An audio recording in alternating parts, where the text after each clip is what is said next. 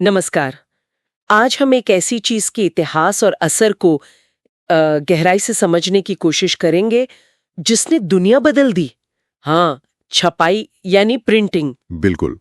और ये सोचना भी कितना अद्भुत है कि कैसे कागज पर उतरे शब्दों ने मतलब सदियों पुरानी सत्ता की जड़ें हिला दी और नए विचारों को जैसे पंख मिल गए हों।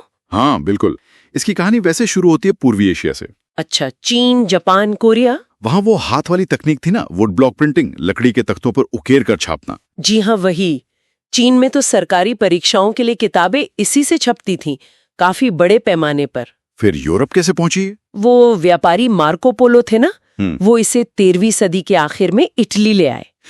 लेकिन असली जिसे कहते हैं तूफान, वो तो जर्मनी में आया योहान गुटेनबर्ग के साथ। हाँ, लगभग 1430 के दशक में। गुटेनबर्ग का मूवेबल टाइप प्रिंटिंग प्रेस, मतलब हर अक्षर के लिए अलग धातु का टुकड़ा। अच्छा, तो ये जोड़ने तोड़ने वाला सिस्टम ये वुड ब्लॉक से तो बहुत तेज रहा होगा। बहुत ज्यादा तेज, खासकर यूरोप की भाषाओं के लिए जहां अक्षर कम होते हैं। ये एक बड़ा मोड़ था। और पहली किताब कौन सी छापी उन्होंने? बाइबल? जी हाँ, गुटेनबर्ग बाइबल। और फिर तो समझिए यूरोप में जैसे किताबों की बाढ़ आ गई। 15वीं सदी खत्म होते होते लाखों किताबें छप चुकी थी। लाखों? ये तो ज्ञान का एक तरह से विस्फोट था। बिल्कुल, ज्ञान का विस्फोट। इसका असर क्या हुआ यूरोप पर? मतलब क्या सब लोग अचानक पढ़ने लिखने लगे? अचानक तो नहीं कह सकते, लेकिन हाँ, किताबें सस्ती हुई, ज्यादा लोगों तक पहुंची, तो पढ़ने वालों का एक नया वर्ग जरूर बन गया। पर शुरुआत में शायद ये शहरों या अमीर लोगों तक ही सीमित रहा होगा। हाँ, काफी हद तक। और एक मजेदार बात यह है कि छपाई ने पुरानी सुनने सुनाने की जो परंपरा थी उसे खत्म नहीं किया। अच्छा, वो कैसे? बल्कि लोक कथाएं, गीत वगैरह भी छपकर और दूर दूर तक पहुंचने लगे। लोगों ने पढ़कर सुनाते थे। और धर्म पर क्या असर पड़ा? मार्टिन लूथर और वो प्रोटेस्टेंट सुधार आंदोलन। जबरदस्त असर। लूथर ने अपने विचारों को फैलाने के लिए प्रिंटिंग का भरपूर इस्तेमाल किया। उनके लेखों की हजारों कॉपियां छपीं और बांटी गईं। यानी विचारों की लड़ाई अब कागज पर लड़ी जाने लगी। बिल्कुल, और इससे बहस का तरीका ही बदल गया। अब तर्क लिखित थे, स्थायी थे। कैथोलिक चर्च को ये पसंद नहीं आया। उन्होंने प्रतिबंधित किताबों की सूची जारी कर दी, इंडेक्स ऑफ प्रोहिबिटेड बुक्स। हाँ वही। लेकिन विचारों का प्रवाह रुका नहीं। क्या आम लोगों ने भी धर्म की अपनी व्याख्या करनी शुरू कर दी? वो इटली के किसान मेनोकियो की कहानी है ना? मेनोकियो जैसे लोगों ने बाइबल पढ़ी और अपने मतलब निकाले। जाहिर है चर्च को यह खतरनाक लगा। दूसरी तरफ कुछ विद्वानों को भी डर था कि भाई हर कोई कुछ भी छापेगा पढ़ेगा तो समाज में गड़बड़ी फैल जाएगी। सही बात है, हर नई तकनीक के साथ ऐसे डर तो होते ही हैं। धर्म के बाद आते हैं ज्ञानोदय पर, एनलाइटनमेंट। वॉल्टेयर, रूसो, इनके विचारों को फैलाने में प्रिंटिंग का क्या रोल था? बहुत बड़ा रोल था।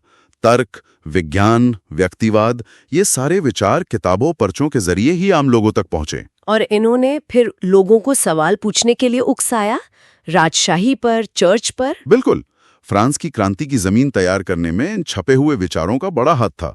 यहाँ तक कि व्यंग वाले कार्टून छापे गए राजा रानी के मजाक उड़ाते हुए। कमाल है। अच्छा, अब भारत की बात करते हैं। यहाँ छपाई कैसे और कब आई? भारत में यह आई 16वीं सदी के मध्य में। पुर्तगाली मिशनरी इसे गोवा लाए थे। शुरू में मकसद धार्मिक प्रचार ही था। अंग्रेजी का पहला अखबार, वो हिक्की वाला। हाँ, जेम्स ऑगस्टस हिक्की का बंगाल गजट 1780 में कलकत्ता से। बड़ा आलोचनात्मक अखबार था वो, सरकार के खिलाफ खूब लिखता था। और भारतीय भाषाओं में छपाई कब शुरू हुई? इसमें गंगाधर भट्टाचार्य जैसे लोगों का नाम आता है। और राजा राममोहन रॉय ने तो 1821 में संवाद कौमुदी निकाला। हाँ, सुना है। उसमें उन्होंने सती प्रथा जैसी बुराइयों के खिलाफ आवाज उठाई थी। जी, तो भारत में आते ही प्रिंटिंग सामाजिक धार्मिक बहसों का एक बड़ा मंच बन गई। मतलब सुधारक और जो पुरानी सोच वाले थे, दोनों ने इसका इस्तेमाल किया। बिल्कुल, हिंदू, मुस्लिम, अलग अलग समुदाय सब अपने विचार छापने लगे। इसने पहली बार एक तरह की अखिल भारतीय चर्चा को मुमकिन बनाया। साहित्य और कला पर भी तो असर पड़ा होगा। हाँ बिल्कुल, उपन्यास, कहानियां, ये सब लोकप्रिय हुए। और सोचिए, राजा रवि वर्मा के चित्र, उनके सस्ते प्रिंट्स ने कला को आम घरों तक पहुंचा दिया। ये तो बहुत बड़ी बात थी। हाँ, और अखबारों में कार्टून, व्यंग्य चित्र भी छपने लगे। महिलाओं और जो दबे कुचले वर्ग थे, उनके लिए इसके क्या मायने थे? क्या उन्हें भी आवाज मिली? मिली, जरूर मिली। जैसे रश सुंदरी देवी ने अपनी आत्मकथा लिखी, या फिर पंडिता रमाबाई। हाँ, ये कह सकते हैं कि शुरू में मौके शायद ऊंची जाति की महिलाओं को ज्यादा मिले। और दलित वर्ग, उनके लिए भी ये बहुत अहम साबित हुआ। ज्योतिबा फुले, B.R. अम्बेडकर, पेरियार, इनके लेखन ने चेतना जगाई, लोगों को संगठित किया। सस्ती किताबें छपी, यहां तक कि काशी बाबा जैसे मिल मजदूरों ने भी जाति व्यवस्था पर लिखा। लेकिन सरकार, मतलब अंग्रेजी हुकूमत, वो ये सब चुपचाप देख रही थी, सेंसरशिप नहीं लगाई? लगाई, बिल्कुल। खासकर 1857 के गदर के बाद वो बहुत चौकन्ने हो गए थे। उन्होंने 1878 में वर्नाक्युलर प्रेस एक्ट पास किया।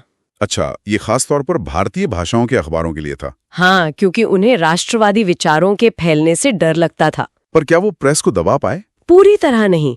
पाबंदियों के बावजूद राष्ट्रवादी अखबार निकलते रहे, लोग पढ़ते रहे।